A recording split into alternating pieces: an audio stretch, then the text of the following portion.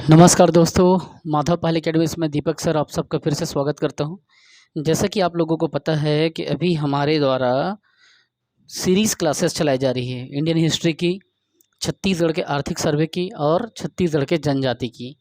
तो जनजाति में हम विशेष पिछड़ी जनजाति पढ़ रहे हैं। याद रखिएगा, राज्य का कोई भी पेपर अगर आपको क्रैक करना है या अच्छा नंबर लाना है तो बिना जनजाति के आप अच्छा पेपर नंबर नहीं ला सकते। तो आपको क्या करना है, आपको जनजाति को बहुत निष्ठा से, बहुत ईमानदारी से पढ़ना है। विशेष पिछड़ी जनजाति केंद्र के द्वारा जो घोषित है, मैं बता चुका हूँ आपको पूरा नाम। 5 जो है केंद्र ने और 2 राज्य ने घोषित किया है। तो केंद्र के द्वारा घोषित ये 5वां है पहाड़ी कोरवा। ठीक है, अब उसके बाद पंडो व भुंजिया के बारे में हम लोग पढ़ेंगे आगे। तो इस विशेष पिछड़ी जनजाति को अब फिनिश करते हैं। कोशिश करते हैं कि पूर्व में पूछे गए जितने भी क्वेश्चन हैं सब पहाड़ी कोरवा के अंतर्गत इसमें शामिल हो जाए, और मैं आपको इस एक लेक्चर में पूरा पहाड़ी कोरवा का कंप्लीट क्लास देने वाला हूं। ठीक है, तो ईमानदारी से 2 बार पढ़ें। डाउनलोड करने का, नोट्स बनाने का ज़रूरत नहीं है, बनाओगे तो अच्छी बात है। 2 बार 3 बार वीडियो को देख लो, कभी बीच में और ज़रूरत पड़े तो देख लो, क्योंकि मुझे पता है मैं इतना एफर्ट दे दूंगा कि आपका अच्छे से तैयारी पहाड़ी कोरवा हो जाएगा। और पहाड़ी कोरवा से बहुत ज़्यादा क्वेश्चन आते हैं, याद रखिएगा, क्योंकि ये विशेष पिछड़ी जनजाति है केंद्र सरकार के द्वारा घोषित। 75 थो जो जनजाति है विशेष पिछड़ी जनजाति, 75 में 5 हमको मिला है। 532 में टोटल खोज अध्ययन हुआ था, तो 532 में से सिर्फ 75 को विशेष पिछड़ी जनजाति में पीटीजी ग्रुप में डाला गया है। प्रिमिटिव ट्राइब ग्रुप्स बोलते हैं उसको, पीटीजी। तो चलो हम लोग विशेष पिछड़ी जनजाति पे जाते हैं, ज़्यादा समय वेस्ट नहीं करते। बस इतना करना, अगर आपको मेरा टीचिंग और मेरा मेहनत अच्छा लग रहा है, आपको अप्रिशिएबल लग रहा है, तो कमेंट करके अप्रिशिएट करना, लाइक करना, और कहना चाहिए चैनल को ज़रूरतमंदों तक शेयर कर देना। हम देखते हैं पहाड़ी कोरवा के बारे में। 2 आपको मैं एक बेहतरीन मत बताऊंगा कि लोग पहाड़ी कोरवा की उत्पत्ति किससे मानते हैं। मैं 2 तर्क आपको दूंगा, 2 मत बताऊंगा। ठीक है, सबसे पहले मैं आपको बताऊंगा पहाड़ी कोरवा। कोरवा से आप कोरबा याद रखना। आप पहाड़ी कोरवा की उत्पत्ति बोले तो कोरबा, जशपुर, अंबिकापुर, बलरामपुर और सरगुजा। यहाँ पे मैं 3 प्रमुख जगह को लिखा हूँ, कोरबा, जशपुर, अंबिकापुर। फिर जो बचा वो बलरामपुर, पूरा फिर समग्र सरगुजा उसके बाद। ठीक है, तो ये 3 प्रमुख निवास क्षेत्र में आपको इसको लेना है। अगर जिला बोल दे तो सरगुजा ले लेना, लेकिन स्थान पूछे तो अंबिकापुर, जसपुर के बाद। ठीक, आगे देखते हैं कि इसे किस समूह में रखा गया है। तो पहाड़ी कोरवा को कोलारियन समूह में रखा गया है। और कोलारियन समूह में क्यों रखा गया है, क्यों? तो किसका मत है कि ये पहाड़ी कोरवा कोलारियन समूह में आता है? तो ये जो मत है कोलारियन समूह का, ये मत जो है कॉलोनील डाल्टन साहब का है। ठीक है, ये कहना चाहिए कि जनजाति विभाग में अध्ययन करने वाले एक जाने माने व्यक्ति हैं। इन्होंने बताया था कि पहाड़ी कोरवा जो है इस समूह के अंतर्गत आती है। तो कौन सा समूह? तो कोलारियन समूह। इसकी उत्पत्ति के लिए अब मैं आपको बता रहा हूँ, ध्यान से समझिएगा। इसकी उत्पत्ति 2 तरीके से रखी जाती है, एकदम ध्यान से समझना। पहाड़ी कोरवा की उत्पत्ति एक तो राम और सीता भगवान से मानते हैं, पहला तर्क। दूसरा तर्क जो है भगवान शंकर जी से मानते हैं। अब मैं दोनों का डिटेल डेफिनेट करके आपको बताता हूँ, डेफिनेशन देता हूँ कि राम और सीता से कैसे मानते हैं, शंकर जी से कैसे मानते हैं। एक्चुअली हुआ क्या था कि किंवदंती है कि राम और सीता और लक्ष्मण, यहाँ पे लक्ष्मण नहीं लिखा हूँ, बस आप राम सीता को याद रखना। राम सीता लक्ष्मण जब कहना चाहिए कि 14 बरस के वनवास के दौरान वनों में भटक रहे थे, घूम रहे थे, तो उस समय एक खेत की रखवाली करने के लिए एक खेत के ऊपर एक पुतले को बनाया राम भगवान ने, और कहा कि तुम इस खेत की रखवाली करो, हम कुछ समय में आएंगे और यहाँ से कहना चाहिए अपने जीविकोपार्जन के लिए कुछ वस्तु लेके जाएंगे। तो उसी समय माँ सीता के मन में कौतूहल की एक स्थिति आई। माँ सीता जी ने ठहाका लगाते हुए कह दिया कि राम जी, हे प्रभु, आपने जिस पुतले को यहाँ पे बनाया है, आप उस पुतले को इस मेढ़ में एक व्यक्ति के रूप में आप नाम दे दो, एक व्यक्ति का कहना चाहिए कि रचना कर दो, जो हमारे आने के समय तक इस खेत की रक्षा करेगा, रखवाली करेगा और हमारे लिए कहना चाहिए कि कंदमूल की व्यवस्था भी करेगा। माता सीता की इस कौतूहल की बात को स्वीकार किया राम भगवान ने, और राम भगवान ने उसे आशीर्वाद दे करके उस पुतले को क्या किया, एक काल पुरुष बनाया। और वही काल पुरुष जो है कौरवाओं का, पहाड़ी कौरवाओं का काल पुरुष कहलाया। एक किंवदंती हो गया। दूसरी मत है या दूसरी किंवदंती है कि शंकर भगवान जी ने, आगे बहुत लंबा चौड़ा कहानी है लेकिन मेन कहानी बता रहा हूँ। शंकर भगवान जी ने एक कैला नाम के व्यक्ति का सृजन किया। वैसे तो कहना चाहिए कैला और बैला दो लोग थे, लेकिन मैं यहाँ पे बता रहा हूँ कैला के बारे में। शंकर भगवान जी ने कैला नाम के व्यक्ति का सृजन किया और उसका विवाह जो है सिद्धि नामक एक कन्या से शंकर जी ने करा दिया। और उसके पश्चात जो भी वंशज इनके आए, वही वंशज जो है कौरवा कहलाए। तो ये दो मत आप देख लिया। अगर पेपर में पूछता है कि कौरवा की उत्पत्ति किससे हुई, तो आप राम सीता से माना जाता है, ले लेना। अगर राम सीता ना रहे तो शंकर से ले लेना। ठीक है, दो बातें। आगे हम लोग देखते हैं कि ये किसकी पूजा करते हैं, तो ये खुड़िया रानी देवी की पूजा करते हैं। किसकी पूजा? खुड़िया रानी देवी की पूजा पहाड़ी कौरवा करते हैं। और कहना चाहिए कि जो ये पहाड़ी कौरवा है, ये अपने विभिन्न सांस्कृतिक कार्यक्रम में कौन सा नृत्य करते हैं, तो दमनच नृत्य करते हैं। और दमनच नृत्य जो है बहुत भयावह नृत्य कहा जाता है। बहुत ही कहना चाहिए कि उसमें कूद कूद करके विभिन्न प्रकार के कहना चाहिए कि कलाओं का प्रदर्शन किया जाता है। और इस दमनच नृत्य को पहाड़ी कौरवा लोग, खास करके जसपुर क्षेत्र में ज़्यादा ये फेमस है। ठीक है, इसके जो पूर्वज अगर बोला जाए कि इसके पूर्वज वही कहना चाहिए पुतला, बताया ना आपको, पुतले को इंसान का स्वरूप दे दिया, तो इसका पुतला वही पुतले को खेत को रखने के लिए, आपने खेत में काग बगोड़ा देखा होगा, खेत में बाड़ी में जहाँ सब्जी उब्जी लगता है, एक आदमी ऐसे खड़ा रहता है, आदमी की तरह खड़ा रहता है ना। आप लोग भी बचपन में बहुत खेले होगे, उसके पीछे छुपे होगे, उसके पीछे छुप के हाथ को ऐसे किए होगे। हम लोग तो बहुत किए हैं। बचपन में छोटे छोटे थे, खेत जाते थे, कभी किसी के खेत में घुस के कुछ ककड़ी खा लेते थे, तो कभी किसी का जो अमरूद होता है उसको तोड़ लेते थे, हम मैंगो तोड़ लेते थे। बहुत बदमाशी की है बचपन में हम लोग। तो वही चीज़ है कि पहाड़ी कौरवा के लिए मैंने बताया कि पुतले को राम ने इंसान बनाया। माँ सीता के मन में कौतूहल आई कि उन्होंने कहा कि पुतला ना रहने दो, इसे हमारा सेवक बनाओ, ये हमारे लिए कंदमूल की व्यवस्था करेगा। और उसी वही कौरवा का मूल पुरुष बना। ठीक वही जो पूर्वज था, वही काक भगोड़ा को ये मानते हैं। क्लियर हो गया? अगर आपसे प्रश्न में पूछा जाए कि कौन सी जनजाति का पूर्वज जो है काक भगोड़ा है, या कौन काक भगोड़ा को पूर्वज मानते हैं, आप क्या लोगे? पहाड़ी कौरवा लोगे। फिर इसमें क्या होता है, डिलीवरी के लिए जो प्रसव की जो झोपड़ी होती है ना, उस झोपड़ी को, जो कि घर से तकरीबन 10 फीट के आगे, 10 से 12 फीट के आगे रहता है, उस प्रसव की झोपड़ी को कुंबा कहते हैं। क्या कहते हैं? तो प्रसव की झोपड़ी को पहाड़ी कौरवा लोग कुंबा कहते हैं। क्या? कुंबा कहते हैं। और जो प्रसव कराने वाली वहाँ की जो दाई रहती है, उस दाई को क्या कहते हैं? उसको डोंगिन दाई कहते हैं। क्या कहते हैं? डोंगिन दाई, जो बच्चे का डिलीवरी कराती है।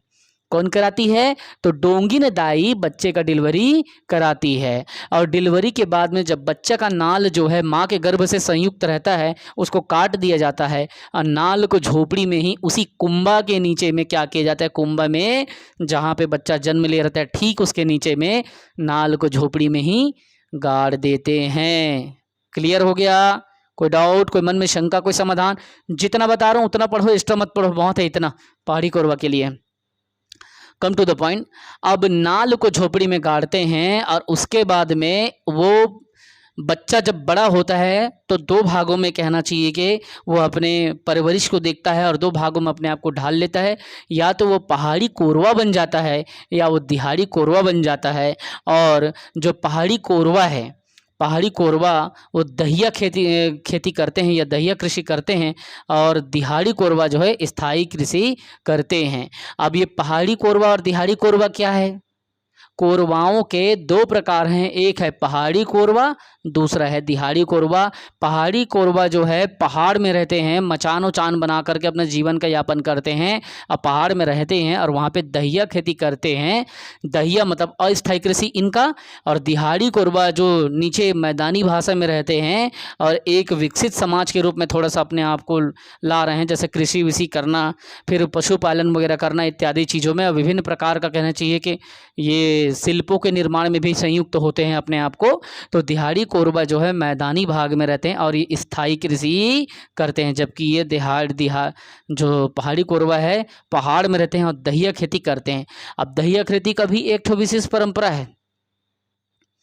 दहिया खेती का मतलब जब कहना चाहिए एक किंवदंती है कि भगवान शंकर ने इन्हें जब जन्म दिया तो इनको कहा कि आप जो है पहाड़ के क्षेत्र में रहिए और यहीं पे कहना चाहिए आप कृषि कीजिए, कृषि करें। और ये क्या करते हैं पहाड़ी कोरवा लोग, ये जंगल को या ऊपर में जो खेत रहता है या जो भी जगह रहता है पहाड़ में, उसको क्या करते हैं, उस जगह को जला देते हैं। वहाँ की लकड़ी उकड़ी को काट के जलाने के बाद में जो उसे राख निकलता है, उस राख पे क्या करते हैं, वो बीज को लगाते हैं और उसी राख में खेती करते हैं और अस्थायी खेती होता है वो। और एक खेती के बाद में वो उस जगह को त्याग करके दूसरे जगह क्या करते हैं, शिफ्ट हो जाते हैं। तो ये जो दिनचर्या है ये पहाड़ी कोरिया के दहिया खेती का है, जबकि दिहाड़ी कोरबा जो है सरकार की विभिन्न प्रकार योजनाओं का, सिंचाई के विभिन्न प्रकार के कहना चाहिए कि लाभ का फायदा उठाने वाले ये जनजाति हो चुकी है वर्तमान में। और आगे देखते हैं, ये कोरबा जो है वो कोरबा बोली बोलते हैं क्योंकि कोरबा उनकी जाति है। तो जैसे कि मैं आपको बताया ना कि उरांव लोग कुड़ुख बोलते हैं, उसी तरीके से कहना चाहिए कि इन लोग क्या करते हैं, कोरबा लोग कोरबा बोली बोलते हैं। ठीक है, वो अपने कहना चाहिए कि परंपरागत जो बोली है कोरबा बोली उसको बोलते हैं। दूसरा, ये किस चीज़ में महारत हासिल है, किस चीज़ में, इसकी विशेषता क्या है, तो पहाड़ी कोरबा की विशेषता ये है कि पहाड़ी कोरबा जो है एक अच्छे तंत्र मंत्र के जानकार होते हैं। किसके जानकार, एक अच्छे तंत्र मंत्र के जानकार होते हैं। और इनके समाज में जो झाड़ फूक करता है, जो तंत्र मंत्र का जानकार होता है, जो कष्टों का निवारण करता है, उसको देवार बैगा कहते हैं। क्या बैगा कहते हैं, देवार बैगा कहते हैं। आगे देखिए, इनका जो पंचायत होता है पहाड़ी कोरबा का वो मयारी कहलाता है। क्या कहलाता है, पंचायत जो है मयारी कहलाता है। अब पंचायत के प्रमुख को क्या कहते हैं, तो मयारी मुखिया कहते हैं। क्या कहते हैं, मयारी मुखिया या केवल मुखिया कह देते हैं। तो इनका पंचायत मयारी कहलाता है और मयारी के प्रमुख को मुखिया साहब कहते हैं। आगे देखेंगे मयारी के बारे में और एक ठो टर्मिनोलॉजी आएगा टोलादार, जो कि आगे मैं लिखा हूँ, आगे देखेंगे। कोरबा लोग है हंडिया का पान करते हैं। कौन सी जनजाति चावल से बना हुआ हंडिया का पान करती है, तो पहाड़ी कोरबा। पहाड़ी कोरबा में पूरा कोरबा आजकल आ जाता है, पहाड़ी और दिहाड़ी दोनों। तो कोरबा क्या करते हैं, हंडिया का चावल से बना हुआ शराब पीते हैं। ठीक है, तो कौन सी जनजाति हंडिया का चावल से बना शराब पीती है, तो कोरबा जनजाति हंडिया का चावल से बना शराब पीती है। दूसरा, ये कौन सा विवाह इसमें प्रचलित है, तो पहाड़ी कोरबा में ढुकू विवाह प्रचलित है। अब मैं आप लोगों को होमवर्क देता हूं, आप मुझे बताइए कि ढुकू विवाह क्या होता है। आप कमेंट करके बताइए, कम से कम अपने मगज के दरवाजे को खोलिए और थोड़ा किताबों को आप जाकर पलटाइए। इसके बारे में मैं बता चुका हूं, ढुकू के बारे में आप और बताइए और पता कीजिए कि ढुकू विवाह क्या होता है और कमेंट करके मुझे बताइए कि ढुकू विवाह किस में प्रचलित है, तो पहाड़ी कोरबा में ढुकू विवाह प्रचलित है। दूसरी बात, मृतक में जब वो संस्कार मनाते हैं तो उस संस्कार को क्या कहते हैं, तो पहाड़ी कोरबा जो है मृतक में जो संस्कार मनाते हैं उसको नवाधानी कहते हैं। क्या कहते हैं, नवाधानी। ठीक है, और नवाधानी में क्या करते हैं, क्रियाकर्म के समय कुमारी भात खिलाते हैं। क्या खिलाते हैं, कुमारी भात। कौन सी जनजाति जो है नवाधानी मनाती है, तो आप पहाड़ी कोरबा लेंगे। और ये किससे संबंधित है, तो मृतक संस्कार से संबंधित है। नवाधानी किससे संबंधित है, मृतक संस्कार से संबंधित नवाधानी। और क्रियाकर्म में कौन सा भात खिलाते हैं, तो क्रियाकर्म में कुमारी भात खिलाते हैं। कुमारी भात। ठीक है, आगे देखते हैं। इस जनजाति की एक विशेष विशेषता यह है कि ये दरहा प्रथा को मानते हैं, और दरहा प्रथा जो होता है शरीर पर, मानव के शरीर पर आग के द्वारा वो निशान लगाते हैं, और ये आग लगाना चालू करते हैं। बच्चा जब 5 साल पूरा कर लेता है तो 5वें वर्ष के पश्चात वो क्या करते हैं, 5 वर्ष से पूरा करने के बाद वो 5 वर्ष से दहरा प्रथा, मतलब बच्चे के शरीर को, चाहे बेटा हो चाहे बेटी, आग से क्या करते हैं, गोद देते हैं, आग से निशान बनाते हैं, और मिनिमम 10 से 16 निशान बनाते हैं। इनमें परंपरा है। तो दरहा प्रथा किस में प्रचलित है? पहाड़ी कोरबा। दरहा प्रथा शरीर पर आग से दाग का निशान लगा दिया जाता है। जैसे दीवार पिक्चर देखे हो ना, माथे पे लिख दिया रहता है मेरा बाप चोर है, देखो ना अमिताभ बच्चन का दाग दिए रहता है ना, सॉरी माथे बोलता हूँ, हाथ पे दिए रहते हैं ना। ये क्या करते हैं, दरहा प्रथा में भी हमारे हाथ से लगा देते हैं आग से। ठीक है, वैसे तो इसमें कोई बंधन नहीं है क्योंकि दीवार पिक्चर तो है नहीं, उसका बाप चोर है वाला कहानी, वो कहीं पे भी उसको चोर का सिंबल दे देगा ठीक है, तो दरहा जो प्रथा है पहाड़ी कोरवा में, वो शरीर पर, शरीर के किसी भी अंग पर, मतलब हाथ पे, कहना चाहिए कि इधर पीठ वगैरह पे, पेट पे, कहीं पे भी, सर पे, किसी भी जगह पे शरीर पर वो आग से दाग का निशान लगाते हैं। आम तौर पर हाथ में ही प्रचलित है, और वो जो है 5 वर्ष से लगाना इसको दरहा प्रथा चालू हो जाता है, जिसमें क्या होता है 10 से 16 निशान होते हैं। कितना निशान? 10 से 16 निशान। ये पेपर पीएससी में पूछा जाता है और पूछा गया है कि दरहा प्रथा किस में प्रचलित है। और दूसरा बात, दमनच नृत्य कौन करते हैं? तो दमनच नृत्य एक भयावह नृत्य है, एकदम डरावना नृत्य। तो दमनच नृत्य जो है पहाड़ी कोरवा करते हैं। दरहा प्रथा जो है शरीर पर आग लगाते हैं और आग से दाग देते हैं। 5 वर्ष से चालू होता है, 10 से 16 निशान बनता है। आगे देखते हैं। मैंने आपको बताया कि कोरवाओं का जो पंचायत है वो मयारी कहलाता है। मयारी के प्रमुख को क्या कहते हैं? तो वो इसको मयारी मुखिया कहते हैं या मुखिया कहते हैं। कई ग्राम मिल करके, बहुत सारे गांव मिलकर, अब देखो कोरवा की जो पंचायत है उस पंचायत को मयारी कहते हैं।